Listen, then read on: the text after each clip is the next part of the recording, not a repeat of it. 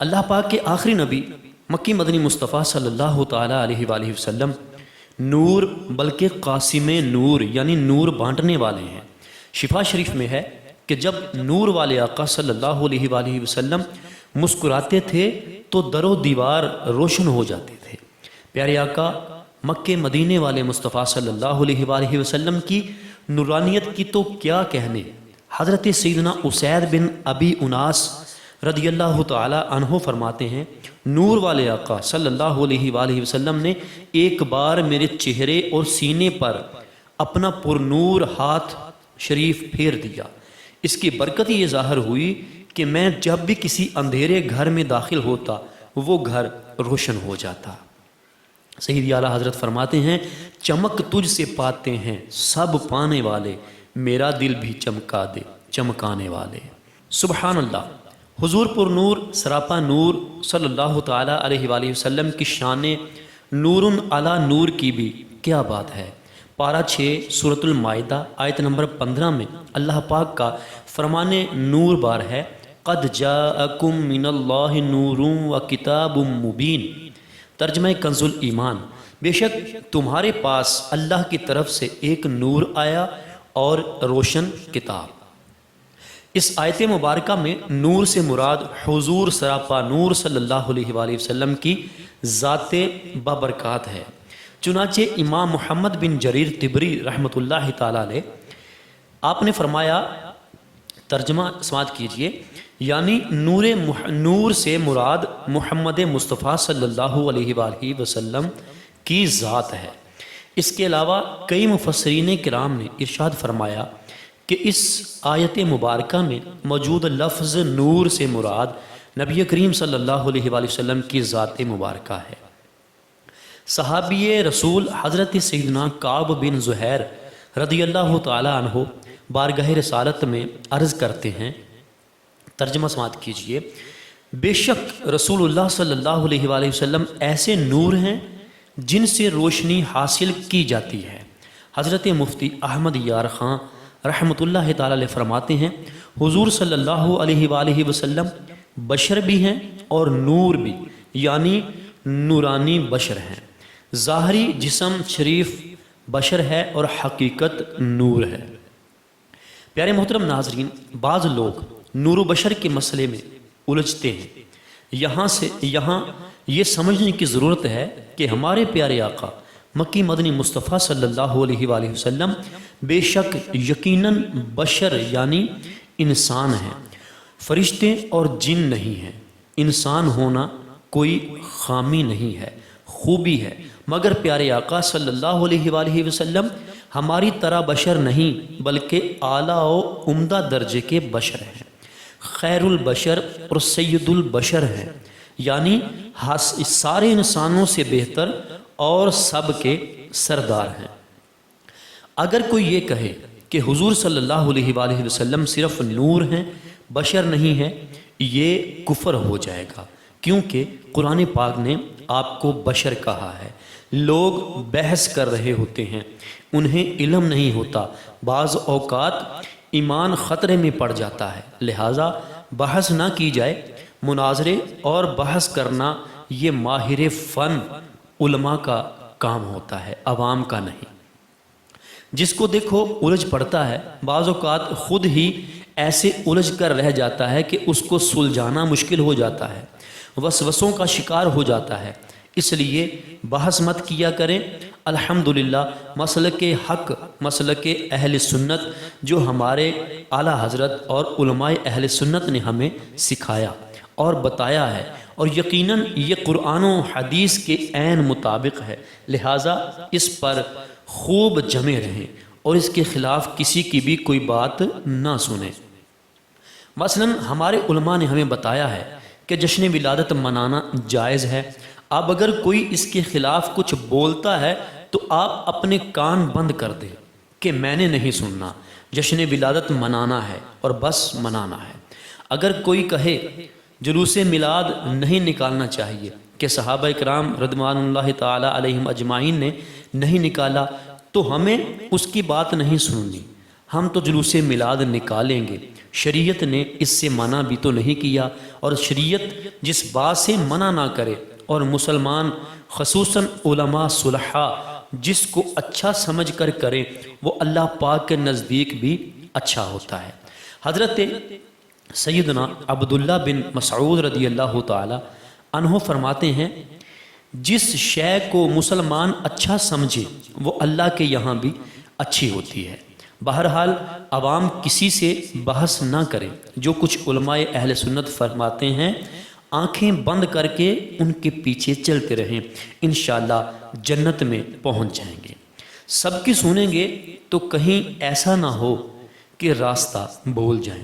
بعض لوگوں کی یہ عادت ہوتی ہے کہ سنو سب کی کرو اپنے من کی، ایسا نہیں کرنا، صرف اپنوں ہی کی سننی ہے، دوسروں کی سننے سے کان بہرے رکھیں گے، ورنہ گمراہی کہہ کر نہیں آتی۔ ہم غریبوں کی قبر میں پیارے آقا صلی اللہ علیہ وآلہ وسلم کے جلوے ضرور ہوں گے، اور انشاءاللہ ہماری قبر بھی روشن ہو جائے گی۔ ایک بار جب سرکار صلی اللہ علیہ وآلہ وسلم کی رحمت بھری اور نور بھری تشریف آوری ہو جائے گی تو پھر انشاءاللہ یعنی ہمیشہ قیامت تک ہماری قبر روشن اور جگمگاتی رہے گی۔ اعلیٰ حضرت فرماتے ہیں قبر میں لہرائیں گے تا حشر چشم نور کے، جلوہ فرما ہوگی جب طلعت رسول اللہ کی۔ صحابی ابن صحابی حضرت سیدنا عبداللہ ابن عباس رضی اللہ تعالی عنہما فرماتے ہیں رسول اللہ صلی اللہ علیہ وآلہ وسلم سنیہ دانتوں میں کھڑکی والے تھے، جب کلام فرماتے تو آپ کے سنیہ یعنی دانتوں کے جو گیپ تھے ان کے درمیان سے نور کی کرنیں نکلتی تھیں۔ اس حدیث پاک کی شرح میں مفتی احمد یار خان رحمۃ اللہ تعالی علیہ فرماتے ہیں آگے والے اوپر نیچے کے 4 دانتوں کو رباعیہ کہتے ہیں، ان سے متصل یعنی ملا ہوا ایک ایک دانت ثنائی کہلاتے ہیں۔ حضور صلی اللہ علیہ وآلہ وسلم کے ثنایا دانت رباعیہ سے بالکل ملے ہوئے تھے، بلکہ ان کے درمیان باریک کھڑکیاں تھیں یعنی باریک باریک گیپ تھے۔ یہ بھی حسن کا بہترین مجموعہ ہے۔ یہ نور دن میں بھی دیکھا جاتا، مگر رات میں تو دانتوں کے اس نور سے سوئی تلاش کر لی جاتی۔ شارح بخاری حضرت سیدنا امام احمد بن محمد قسطلانی رحمۃ اللہ تعالی علیہ فرماتے ہیں اللہ پاک نے جب نبی کریم صلی اللہ علیہ وآلہ وسلم کے نور کو پیدا فرمایا تو اسے حکم فرمایا کہ تمام انبیاء کے نور کو دیکھو۔ پھر اللہ تعالیٰ نے تمام انبیاء کے نور کو ہمارے نبی صلی اللہ علیہ وآلہ وسلم کے نور سے ڈھانپ دیا۔ انہوں نے عرض کی مولا کس کے نور نے ہمیں ڈھانپ لیا؟ اللہ پاک نے فرمایا ھذا نور محمد ابن عبداللہ، یعنی یہ عبداللہ کے بیٹے محمد صلی اللہ علیہ وآلہ وسلم کا نور ہے۔ حضرت سیدنا امام زین العابدین رضی اللہ تعالی عنہ فرماتے ہیں رحمت عالم صلی اللہ علیہ وآلہ وسلم نے ارشاد فرمایا میں آدم علیہ السلام کے پیدا ہونے سے 14,000 سال پہلے اللہ پاک کے ہاں نور تھا۔ صحابی ابن صحابی حضرت سیدنا عبداللہ بن عباس رضی اللہ تعالی عنہما بیان کرتے ہیں کہ میرے والد ماجد حضرت سیدنا عباس رضی اللہ تعالی عنہ نے مجھے بارگاہ رسالت میں بھیجا۔ میں شام کے وقت حاضر ہوا، اس وقت آپ صلی اللہ علیہ وآلہ وسلم میری خالہ جان ام المومنین حضرت بی بی میمونہ رضی اللہ تعالی عنہا کے ہاں تشریف فرما تھے۔ میں نے رات وہیں گزاری۔ نور والے آقا صلی اللہ علیہ وآلہ وسلم رات میں نماز کے لیے کھڑے ہوئے۔ جب فجر سے پہلے 2 رکعتیں ادا فرما لی تو یہ دعا مانگی جس کا کچھ حصہ یہ ہے اے میرے اللہ، میرے دل میں نور، میری قبر میں نور، میرے آگے نور، میرے پیچھے نور، میرے دائیں نور، میرے بائیں نور، میرے اوپر نور، میرے نیچے نور، میرے کانوں میں نور، میری آنکھوں میں نور، میرے بالوں میں نور، میری جلد میں نور، میرے گوشت میں نور، میرے خون میں نور، میری ہڈیوں میں نور کر دے۔ اے اللہ میرے نور میں مزید اضافہ فرما، مجھے نور عطا فرما اور مجھے سراپا نور بنا دے۔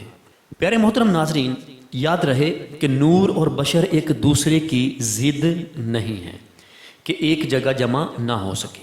حضرت جبریل علیہ السلام نوری مخلوق ہونے کے باوجود حضرت بی بی مریم رضی اللہ تعالی عنہا کے سامنے انسانی شکل میں تشریف لائے، جیسا کہ اللہ پاک ارشاد فرماتا ہے ترجمہ کنز الایمان، تو اس کی طرف ہم نے اپنا روحانی بھیجا، وہ اس کے سامنے ایک تندرست آدمی کے روپ میں ظاہر ہوا۔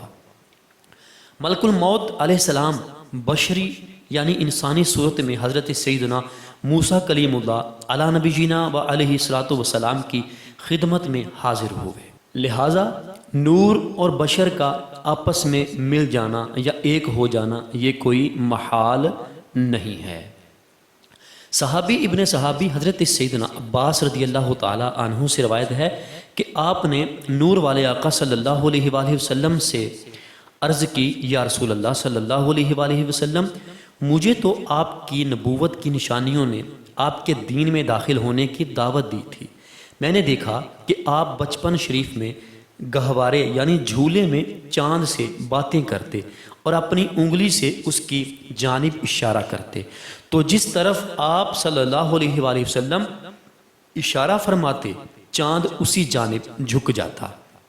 حضور پر نور صلی اللہ علیہ وآلہ وسلم نے فرمایا، میں چاند سے باتیں کرتا تھا اور چاند مجھ سے باتیں کرتا تھا اور وہ مجھے رونے سے بہلاتا، اور جب چاند عرش الہی کے نیچے سجدہ کرتا اس وقت میں اس کی تسبیح یعنی اللہ کی پاکی بیان کرنے کی آواز سنا کرتا تھا۔ سیدی اعلیٰ حضرت فرماتے ہیں، چاند جھک جاتا جدھر انگلی اٹھاتے مہد میں، چاند جھک جاتا جدھر انگلی اٹھاتے مہد میں، کیا ہی چلتا تھا اشاروں پر کھلونا نور کا۔ جی محترم ناظرین، آج کی اس ویڈیو میں ہم نے نورانیت مصطفیٰ صلی اللہ علیہ وآلہ وسلم پر خوبصورت سا بیان سماعت کیا۔ یقیناً آپ کو یہ بیان پسند آیا ہوگا۔ اگر ہماری یہ ویڈیو آپ کو اچھی لگی ہے تو اس کو لائک کیجئے، ایک اچھا سا کمنٹ کر دیجئے اور ہمارے چینل کو سبسکرائب کر دیجئے۔ سبسکرائب کرنے کے ساتھ ہی بیل نوٹیفیکیشن کو آل نوٹیفیکیشن پہ پریس کر دیجئے۔ اس کا فائدہ آپ کو یہ ہوگا کہ ہماری روزانہ کے طور پہ آنے والی نئی ویڈیو آپ کو سب سے پہلے مل جایا کرے گی۔